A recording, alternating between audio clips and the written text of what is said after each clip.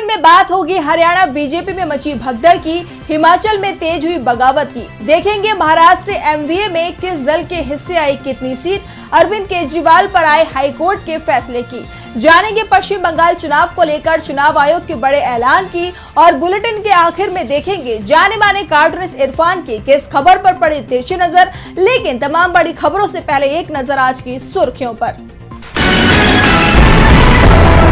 Thiruvananthapuram Lok Sabha seat से BJP उम्मीदवार केंद्रीय मंत्री राजीव चंद्रशेखर का नामांकन हो सकता है खारिज। हलफनामे की संपत्ति की गलत जानकारी देने का लगा आरोप, चुनाव आयोग ने दिए जांच के निर्देश।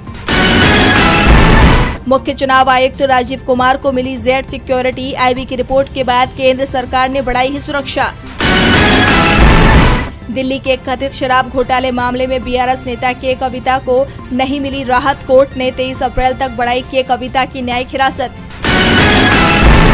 और शेयर बाजार में गिरावट, 58 अंकों की गिरावट के साथ 74,683 पर बंद हुआ सेंसेक्स, तो निफ्टी भी 23 अंकों की गिरावट के साथ 22,642 पर हुआ बंद। ये तो थी सुर्खियां। अब बात आज की सबसे बड़ी खबर की। लोकसभा चुनाव से पहले बीजेपी में भगदड़ जैसे हालात बनते दिखाई दे रहे हैं। कई दिग्गज नेता पार्टी छोड़ गए हैं, लेकिन आज बीजेपी को सबसे बड़ा झटका हरियाणा में लगा, जहां बड़ा दलबदल हुआ है। तो कैसे कमजोर हो रही है बीजेपी, देखिए ये रिपोर्ट। लोकसभा चुनावों से पहले बीजेपी में भगदड़ जैसे हालात दिखाई दे रहे हैं। आज हरियाणा के दिग्गज नेता चौधरी बीरेंद्र सिंह सहित 100 से ज्यादा बीजेपी के नेता कांग्रेस में शामिल हो गए। दिल्ली में कांग्रेस मुख्यालय में आयोजित कार्यक्रम में पूर्व केंद्रीय मंत्री चौधरी बीरेंद्र सिंह, उनकी पत्नी प्रेमलता सहित कई नेताओं ने कांग्रेस का हाथ थाम लिया। इससे पहले बीरेंद्र सिंह के बेटे और सांसद ब्रजेंद्र सिंह कांग्रेस में शामिल हो चुके हैं। चौधरी बीरेंद्र सिंह ने कहा कि उनकी वापसी घर वापसी नहीं बल्कि विचारधारा की वापसी है। इस बीच कांग्रेस पार्टी की तरफ से ये भी संकेत दिए गए हैं कि हरियाणा के कई बीजेपी विधायक भी कांग्रेस में आने को तैयार हैं और आने वाले दिनों में इन्हें पार्टी में जगह दी जा सकती है। इस दौरान हरियाणा के पूर्व सीएम भूपेंद्र सिंह हुड्डा के लिए उन्होंने कहा कि वे हरियाणा में विपक्ष के नेता ही नहीं, वे 10 साल तक मुख्यमंत्री रहे, वे हमारे भाई हैं। चौधरी बीरेंद्र सिंह जाट समाज से आते हैं और उनका अपने समाज में जबरदस्त दबदबा है। ऐसे में बीजेपी को हरियाणा में अब बड़े नुकसान का डर सताने लगा है। बीजेपी हाईकमान को अब विधायकों की टूट का भी डर लग रहा है। तो कांग्रेस का दावा है कि अभी तो ये शुरुआत है। बीजेपी में बगावत चारों तरफ दिखाई दे रही है। हरियाणा से सटे हिमाचल में तो इसकी गूंज साफ साफ सुनाई दे रही है। पार्टी ने कांग्रेस के 6 बागियों को टिकट तो दे दिया, जिसके चलते पार्टी में बड़ी बगावत हो गई है। पूर्व सीएम ने इसे लेकर बड़ा बयान दिया है। हिमाचल प्रदेश में बीजेपी के दिग्गज नेताओं ने ही अपनी ही पार्टी के खिलाफ मोर्चा खोल दिया है। दरअसल राज्य में 6 सीटों पर हो रहे विधानसभा उपचुनाव में पार्टी ने कांग्रेस के अयोग्य ठहराए गए विधायकों को टिकट दे दिया। इसे लेकर बीजेपी के नेता नाराज हैं। हिमाचल प्रदेश के पूर्व सीएम प्रेम कुमार धूमल की नाराजगी की खबरें भी सामने आ रही हैं। दरअसल हिमाचल प्रदेश में 2022 में हुए विधानसभा चुनावों के समय धूमल समर्थकों के नेताओं के टिकट काट दिए गए थे और जिन नेताओं को टिकट दिया गया था उन्हें बीजेपी के ही एक गुट ने बगावत कर हराने का काम किया। अब कांग्रेस से बीजेपी में जो नेता आए हैं उन्हें धूमल के करीबियों की जगह टिकट दे दिया गया है। ऐसे में उनकी नाराजगी को दूर करने की कोशिश हो रही है। धूमल समर्थक जिन नेताओं के उपचुनाव में टिकट कटे हैं उसमें सुजानपुर से रणजीत सिंह, बड़सर से माया शर्मा, कुटलेहड़ से पूर्व मंत्री वरिंदर कंवर और गगरेट से राजेश ठाकुर का टिकट कट गया है। साल 2022 के विधानसभा चुनाव में राजेंद्र राणा से 399 वोटों से हारने वाले रणजीत सिंह ने निर्दलीय चुनाव लड़ने का ऐलान तक कर दिया है। इस बीच धूमल को मनाने के लिए पूर्व मुख्यमंत्री जयराम ठाकुर, प्रदेश पार्टी अध्यक्ष राजीव बिंदल उनके पैतृक गांव समीरपुर पहुंचे, लेकिन उनकी नाराजगी दूर होती हुई दिखाई नहीं दे रही है। धूमल ने ये जरूर कहा है कि बीजेपी उन नेताओं को मनाने की कोशिश जरूर कर रही है जो कांग्रेस नेताओं को टिकट देने से नाराज हैं। एक तरफ हरियाणा और हिमाचल में बीजेपी परेशानी में फंसती दिख रही है, तो दूसरी तरफ महाराष्ट्र में सीट बंटवारे को लेकर इंडिया गठबंधन में बात बन गई है। मुंबई में एक प्रेस कॉन्फ्रेंस में गठबंधन नेताओं ने सीट बंटवारे का ऐलान कर दिया। तो किस दल के हिस्से आई है कौन कौन सी सीटें, देखिए ये रिपोर्ट। महाराष्ट्र में विपक्षी गठबंधन महाविकास आघाड़ी एमवीए में शामिल कांग्रेस, शिवसेना यूबीटी और एनसीपी शरद गुट के बीच सीट शेयरिंग पर बात बन गई है। मुंबई में आज उद्धव ठाकरे, शरद पवार और नाना पटोले ने प्रेस कॉन्फ्रेंस में सीट बंटवारे का ऐलान किया। उद्धव ठाकरे की पार्टी शिवसेना यूबीटी राज्य की 48 सीटों में से सबसे अधिक 21 सीटों पर चुनाव लड़ेगी। वहीं कांग्रेस 17 और शरद पवार की पार्टी 10 सीटों पर चुनाव लड़ेगी। दरअसल गठबंधन में 3 सीटें सांगली, भिवंडी और मुंबई नॉर्थ को लेकर सबसे ज्यादा विवाद दिख रहा था, लेकिन अभी ये विवाद सुलझ गया है। भिवंडी सीट पर शरद पवार की एनसीपी चुनाव लड़ेगी। सांगली सीट शिवसेना यूबीटी के खाते में आई है, तो वहीं मुंबई नॉर्थ सीट कांग्रेस के खाते में गई है। गठबंधन में कांग्रेस के हिस्से में रामटेक, नागपुर, भंडारा, गोंदिया, गढ़चिरौली, लातूर, सोलापुर, कोल्हापुर, पुणे, नांदेड़, अमरावती, नंदुरबार, अकोला, चंद्रपुर, धुले, जालना, मुंबई उत्तर मध्य की सीटें आई हैं। तो वहीं शिवसेना यूबीटी के हिस्से में दक्षिण मुंबई, दक्षिण मध्य मुंबई, उत्तर पश्चिम मुंबई, मुंबई उत्तर पूर्व, जलगांव, परभनी, नासिक, पालघर, कल्याण, ठाणे, रायगढ़, मावल, धाराशिव, रत्नागिरी, बुल्ढाना, हातकणंगले, संभाजीनगर, शिरडी, सांगली, हिगोली, यवतमाल और वाशिम की सीट आई है। शरद पवार की एनसीपी बारामती, शिरूर, सातारा, भिवंडी, डिडोरी, रावे, वर्धा, अहमदनगर, दक्षिण और बीड सीट पर चुनाव लड़ेगी। सीट बंटवारे का ऐलान होने से पहले ही गठबंधन में शामिल पार्टियों ने अधिकांश सीटों पर अपने उम्मीदवार का ऐलान भी कर दिया है। महाराष्ट्र में इंडिया गठबंधन के सहयोगी दलों ने सीटों का बंटवारा कर लिया है, लेकिन बीजेपी सीटों के बंटवारे में फंस गई है। यूपी में सीट बंटवारे के चलते बीजेपी 1 दर्जन सीटों पर उम्मीदवार घोषित नहीं कर पा रही है। तो कैसे सीट बंटवारे पर एनडीए में मच गया है घमासान, देखिए ये रिपोर्ट। यूपी में पहले चरण में 19 अप्रैल को मतदान होने हैं, लेकिन यूपी में बीजेपी की मुश्किलें बढ़ती जा रही हैं। एक तरफ पीलीभीत से वरुण गांधी का टिकट काटने के बाद वरुण गांधी ने बीजेपी की सभी रैलियों से दूरी बना ली है, तो दूसरी तरफ यूपी में पार्टी के सहयोगी भी अब नाराज दिखाई दे रहे हैं, जिस कारण से यूपी की लगभग 1 दर्जन सीटों पर अभी तक बीजेपी उम्मीदवारों का ऐलान नहीं कर पाई है। उनमें प्रयागराज रीजन की 4 लोकसभा सीटें भी शामिल हैं। यहाँ पर अपना दल एस के नेता केंद्रीय मंत्री अनुप्रिया पटेल के चलते बीजेपी उम्मीदवार घोषित नहीं कर पा रही है। अनुप्रिया फूलपुर सीट से दावा छोड़ने के लिए तैयार नहीं है, जिस कारण से आसपास की 3 दूसरी सीटों का टिकट भी उलझ कर रह गया है। दरअसल अपना दल एस बीजेपी के साथ 1 सीट बदलना चाहती है। अनुप्रिया रॉबर्ट्सगंज के बदले फूलपुर पर दावा कर रही है।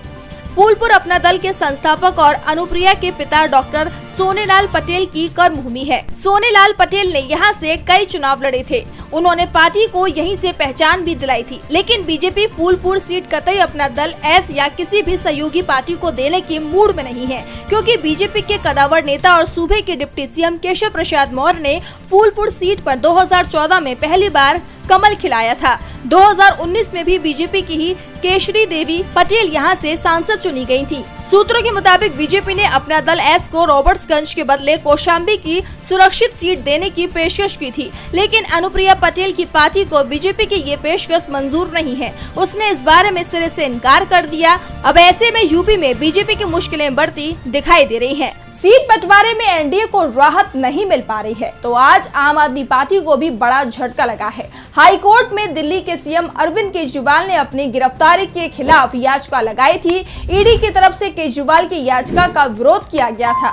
इस पर आज हाई कोर्ट का फैसला आ गया। देखिए ये रिपोर्ट। शराब घोटाला मामले से जुड़े मनी लॉन्ड्रिंग केस में ईडी ने 21 मार्च को अरविंद केजरीवाल को अरेस्ट किया था। इसके बाद उन्होंने अपनी गिरफ्तारी को हाई कोर्ट में चुनौती दी थी। 3 अप्रैल को मामले की सुनवाई करने के बाद कोर्ट ने अपना फैसला सुरक्षित रख लिया था।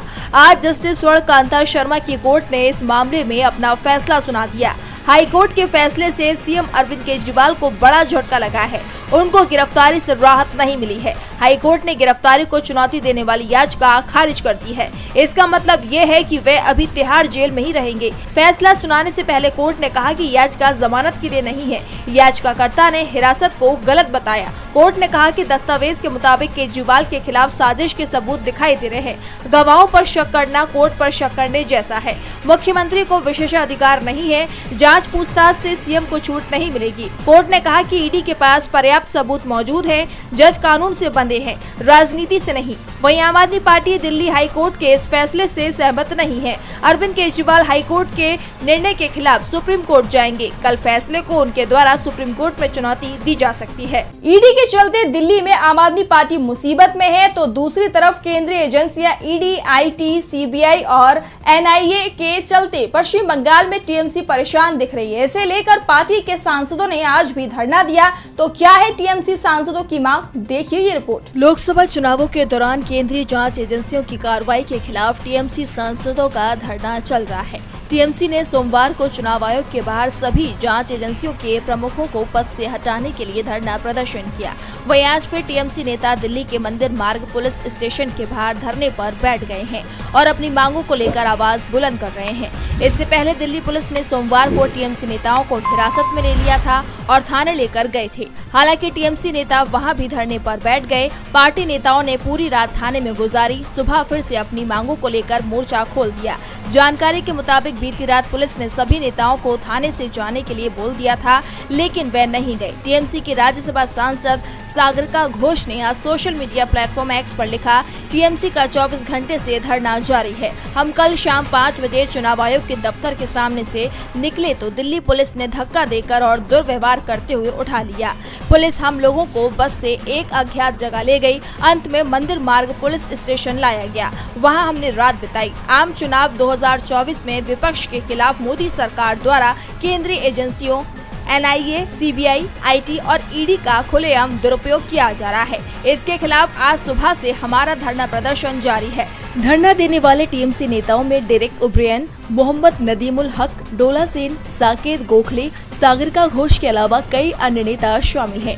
टीएमसी के 10 नेताओं का ये डेलीगेशन चुनाव आयुक्त से मिलने गया था, जिसके बाद चुनाव आयोग के दफ्तर के बाहर धरने पर बैठ गए। टीएमसी नेता केंद्रीय जांच एजेंसियों के प्रमुखों को बदलने की मांग कर रहे हैं। राज्य में भारी संख्या में केंद्रीय बलों के तैनाती को लेकर भी सवाल कर रहे हैं, लेकिन चुनाव आयोग टीएमसी की किसी भी मांग को सुनने के लिए तैयार नहीं है। उल्टा केंद्रीय बलों की तैनाती को और भी ज्यादा बढ़ा दिया गया है। तो क्या है खबर, देखिए ये रिपोर्ट। पश्चिम बंगाल में इस बार सभी पोलिंग बूथों पर केंद्रीय सुरक्षा बल के जवानों की तैनाती की जाएगी। 2019 के लोकसभा चुनावों में 90% बूथों पर केंद्रीय बल तैनात किया गया था और इस बार ये संख्या 100% हो जाएगी। चुनाव आयोग ने गृह मंत्रालय को पश्चिम बंगाल में सीआरपीएफ की 100 कंपनियां तैनात करने के निर्देश दिए हैं। आयोग ने ये भी कहा है कि 15 अप्रैल या उससे पहले कंपनियों की तैनाती करा दी जाए। चुनाव आयोग के निर्देश पर गृह मंत्रालय सीआरपीएफ की 55 कंपनियां और सीमा सुरक्षा बल की 45 कंपनियां पश्चिम बंगाल में तैनात करेगी। इस बीच मुख्य चुनाव आयुक्त राजीव कुमार ने ये भी साफ कर दिया कि बंगाल में ईवीएम की मूवमेंट पर भी नजर रखी जाएगी।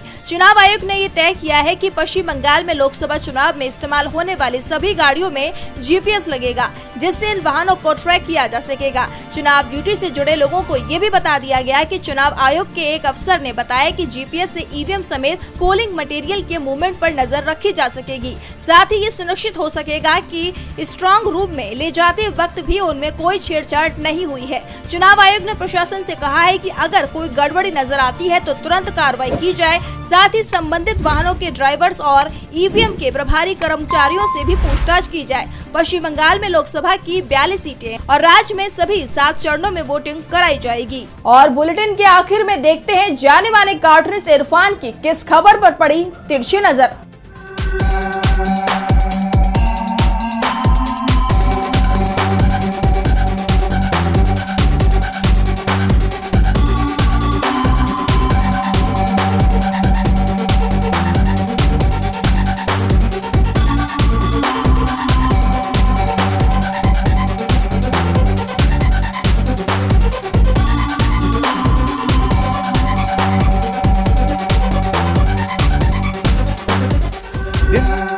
प्रधानमंत्री नरेंद्र मोदी पूरी तरह से चुनावी फॉर्म में हैं, चाहे कुछ हुआ हो या ना हुआ हो, लेकिन अपनी बात को वो बहुत ही आत्मविश्वास के साथ में रखते हैं। अब वो अपनी हर सभा में कह रहे हैं कि देश का डंका पूरी दुनिया में बज रहा है। तो मोदी जी, वो दरअसल में डंका नहीं है, वो थाली है जो सिर्फ आपके भक्तों द्वारा बजाई जा रही है।